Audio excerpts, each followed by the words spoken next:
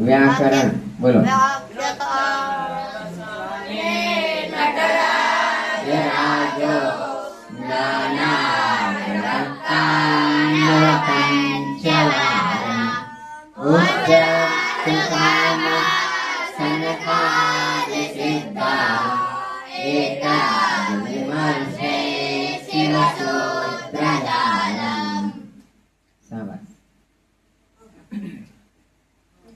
આ શ્લોક એવું કહે છે કે નૃત્યાવસાને, ખબર છે ને, જયારે તાંડવ નૃત્ય થયું ને, કોણે કર્યું હતું તાંડવ નૃત્ય? મહાદેવ કર્યું. સૃષ્ટિનો વિનાશ કરી નાખ્યો, આખી સૃષ્ટિનો. તાંડવ નૃત્ય કરે ને શિવજી એટલે સમજી આખી સૃષ્ટિ ગઈ કામથી. બસ એને ભગવાનની ઈચ્છા થાય જયારે હવે આ નહીં રમવું તો ફેરી નાખે. હા, તમને એવું રમતા રમતા એવું ક્યારે ગયું બસ હવે નહીં રમવું, ચાલો ફેરી નાખો. નહીં કરતા તમે એવું? શું ઘણા કરે છે. ક્રિકેટ રમતા રમતા ઝઘડો થઈ જાય એટલે શું કરો છો? ફેરી નાખો છો ને?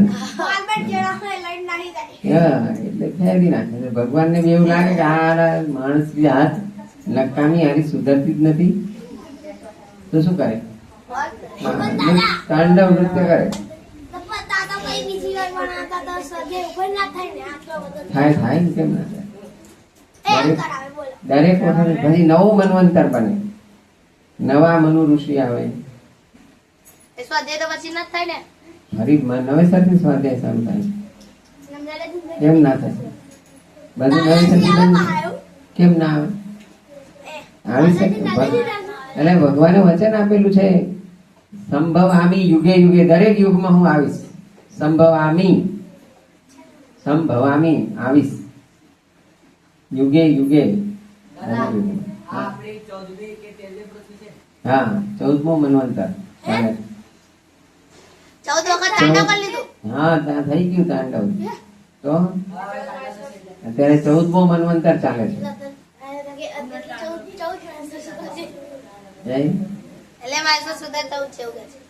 ના, એ તો એ જ છે, એમાં કઈ ફરક નહીં પડે. બધું તૂટી જાય એટલે નવેસરથી પાછું ભગવાન બનાવે. નૃત્યાવસાન એટલે નૃત્ય પૂરું થઈ ગયું, આખી સૃષ્ટિ ખતમ થઈ ગઈ, પછી નવેસરથી બને ખતમ થઈ જાય. એટલે ભગવાનના સંકલ્પમાં જ છે આખી પૃથ્વી. પછી એ સંકલ્પ થી બધું તોડી નાખે ને, એને તોડતા કેટલી વાર? ભગવાન ને જયારે એવું લાગે કે હવે આ નથી, આ બધા કૃતજ્ઞ ને ગમે એટલું કહીએ સાંભળતો જ નથી એવું લાગે. ના ના, અત્યારે તો ક્યાં કરે છે? એવું તું કરીશ તે દિવસે ભગવાન કરશે. એટલે તું એકલો નહીં, બધા એવા થઈ જાય તો ભગવાન બધું બદલી કાઢે. એવું કશું ભગવાનની ઈચ્છા.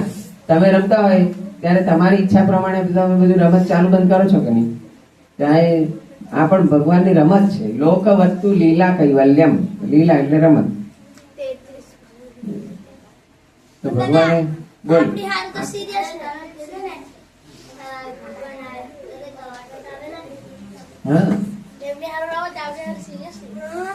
એમના એટલે ગુજરાતી ભાષામાં બીજી કહેવત છે. એને આજે કોની તિથિ છે? એને લઈ જાઓ.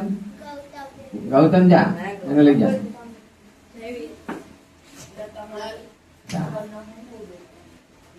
ગુજરાતી ભાષામાં કેવી બીજી એક કહેવત છે,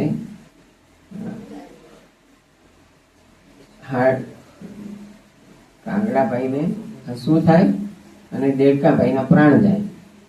કાગડો હોય ને એ તો રમત કરે, દેડકા જણ ઉપરથી આવે આમ ચાંચ મારીને જતો રહે, દેડકાને ચાંચ મારીને જતો રહે. કાગડા હાડિયા ભાઈ ને હસવું થાય. હાડિયો એટલે કાગડો, એને તો રમત થાય. દેડકા ભાઈ ના પ્રાણ જાય, એ તો મરવાનું જ થાય. એટલે તું શું કેતો હતો? બોલ.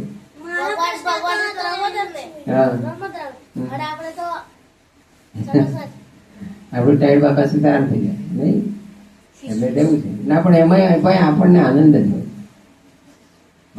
માણસોને નવો જન્મ ના મળે. કેમ?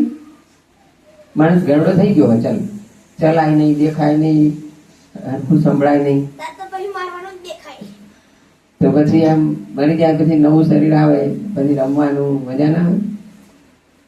90 વર્ષ તો માણસ રમી શકે? માંડપણ તો જીવતો હોય બિચારો. એટલે મૃત્યુ કઈ ખરાબ વાત નથી, મૃત્યુ શુભ વાત છે. એટલે મૃત્યુ એટલે ભગવાનના ખોળામાં જવું, ભગવાનને મળવા જવાનું. બોલ. હા, તત્ર કસ સંદેહ, એમાં શું શંકા છે? એટલે ભગવાનની સૃષ્ટિ છે આ તો. આ ભાષા એટલી જોરદાર છે કે આમાં બીજી બનાવવાની કોઈ જરૂર નથી. કેટલી સુંદર ભાષા. ફરી વગાડે ને એટલે જ કહું છું, સાંભળ. વૃત્તાવ સાને નટરાજ રાજવ નનાદ ઢક્કાન નવ પંચવાર. 14 વખત ડમરું વગાડ્યું. 14 વખત ડમરું વગાડ્યું. નવ પંચવારમ, 9 ને 5 14. બરાબર? એમાંથી સૂત્ર નીકળ્યા કયા?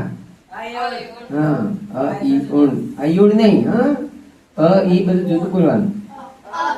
ઉણ રેલ રેલ આમ વગાડે એટલે અંદરથી નીકળે અવાજ. નંદીએ સાંભળ્યો, એમાંથી એને વ્યાકરણ બનાવ્યું આખું. કેમ ના નથી? નંદી એટલે શું સમજો? આ તો શિવજી નો નંદી હતો, કે આપણે થોડો હતો યાર. એ તો એ બહુ શક્તિશાળી હોય યાર, એ તો બધું કરી શકે. અરે એ બોલે બીજા લખે, એવું જરૂર થોડું છે એ લખે, ના લખી શકે. મનુષ્ય વાંચે આવી શકે.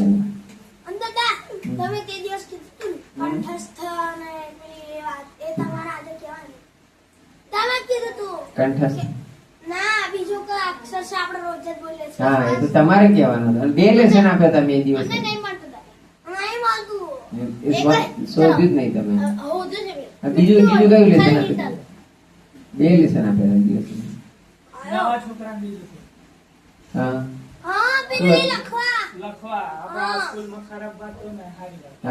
લખ્યા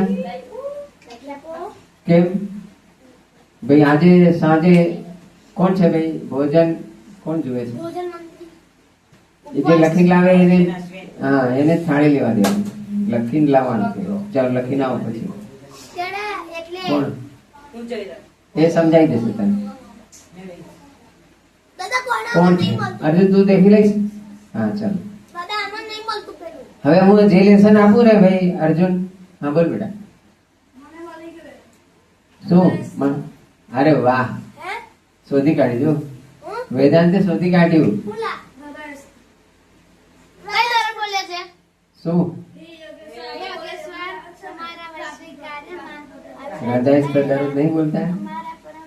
હૃદય એટલે હૃદયમાં સ્થિર રહેલા. સ્વસ્થ એટલે સ્વમાં સ્થિર હોય ને સ્વસ્થ કહેવાય. હા, અરે યાર, પ્રાર્થના બંધ. આ બધા કુતર્ક કહેવાય. કુતર્ક ની વાર્તા સાંભળી છે ને? ચાલો, કુતર્ક ની. આ વ્યાકરણ તો રહી ગયું, પણ આવી ગયું. 40 શ્લોક જ સમજાવ્યું તો એ અધૂરો રહી ગયું. ચાલો.